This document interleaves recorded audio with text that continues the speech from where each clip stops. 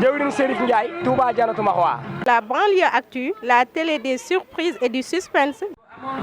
jërëjëfaat Serigne Saliou ñu ngi ñaanal Serigne Mountakha Bachir mu yàgg fi lool te ànd ak wér di ñaanal Serigne Cheikh Saliou Mbacké mu yàggaat fi lool te ànd ak wér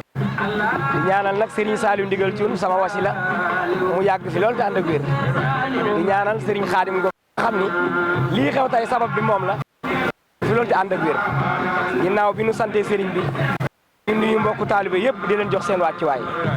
waañu nag ku ko gis xam naa da nga ni yéeme na waaye yéemewul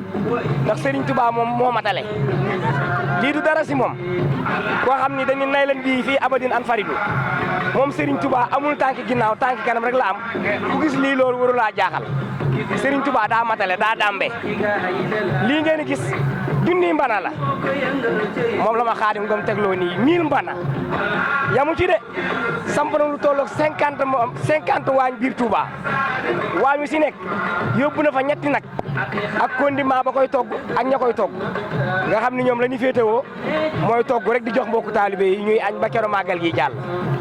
ginnaaw bi loolu jàllee damay ñëw ak yéen si li nga xam ni moom laa war a togg nii muy ay xëlfa li may togg du tufe du ceeb xëlfa lañ koy wax xëlfa nag boo ko déggee mooy da ngay raxas ndawal gi ba mu set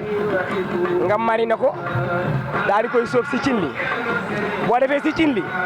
di ko gunge ba boo demee ba sentir ni boo dompatee mu topp la nga fekk ko fa ak beurre